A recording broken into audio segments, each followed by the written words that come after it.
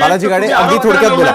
मला नवनाथ बन अगदी थोडक्यात मला नवनाथ बन आणि महाराष्ट्राला हे सांगायचं आहे की यांचं जे गुजरात मॉडेल सांगतात त्या गुजरातने पीक विमा बंद केला. विशाल सर, गुजरातने, मग तरीही महाराष्ट्रामध्ये का चालू आहे? ही व्यवस्था कुणासाठी आहे? त्यामुळे हे बंद करावं आणि थेट शेतकऱ्यांना एकरी 25,000 रुपयांचं अनुदान पेरणीपूर्वी यांना द्यावं. ही देण्याची तयारी आहे का?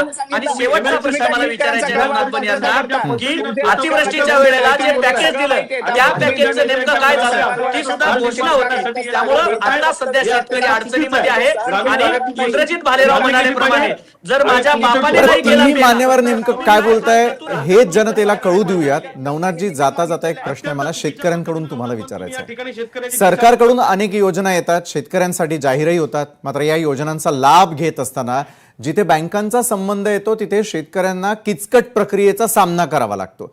अनेक ठिकाणी पीक विमा मिळवण्यासाठी देखील अनेक अधिकारी त्रास देताना दिसतात.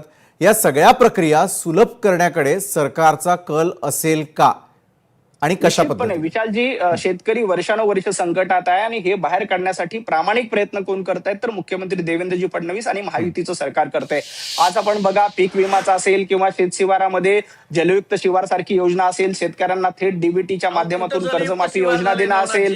हे मला ऐका ना बालाजी गाडे, तुम्हाला वेळ दिला तेव्हा प्रश्न विचारतोय तुम्हाला जेव्हा वेळ मिळते ऐका ना बालाजी, 3 रुपये 5 रुपये 8 रुपये पीक विमा भेटला.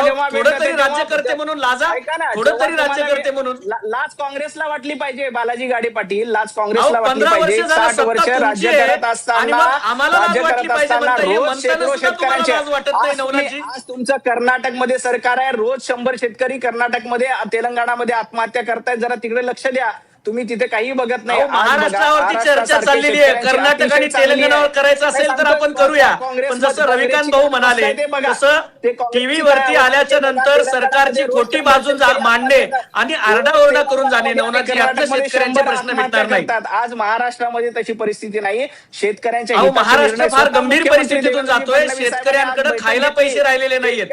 शेतकऱ्यांकडे खायला पैसे राहिलेले नाहीयेत, पेरणीसाठी पैसे नाहीयेत. शेतकऱ्यांचं हित बघण्याचं काम असेल तर फक्त आणि फक्त भारतीय जनता पार्टी आणि महायुती महाराष्ट्रामध्ये फिरा. ग्रामीण महाराष्ट्राचा तुम्हाला एक मिनिट, नवनाथ बन तुमच्या गावामध्ये, एक मिनिट रविकांत भाऊ, एक मिनिट, नवनाथ बन, जनता पार्टीचे नवनाथजी तुमच्या स्वतःच्या गावामध्ये एका शेतकऱ्यानं आत्महत्या केली, कर्जबाजारीपणातून तुमच्या गावात आत्महत्या केली आणि त्याच्या आत्महत्येमुळे त्याच्या बापाचा धक्क्यानं मृत्यू झाला. हो, तुमच्या गावातला आहे, बाहेरचं कुठं बघताय? तुमच्या दिव्याखाली अंतर आहे ते बघा. तुमच्या गावात शेकडो शेतकऱ्यांनी आत्महत्या केल्या काँग्रेसच्या काळामध्ये. तुमच्या गावात तुम्ही जन्मला त्या गावात शेतकरी आत्महत्या करतायत आणि तुम्ही बाहेर सांगताय. काँग्रेसचं सरकार असताना, नांदेड जिल्ह्यात काँग्रेसचं सरकार नसतं.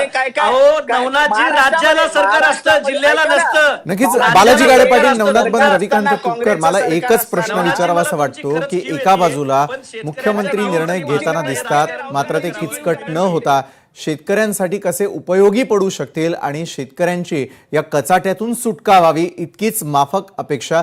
धन्यवाद तिन्ही मान्यवरांचे. तुम्ही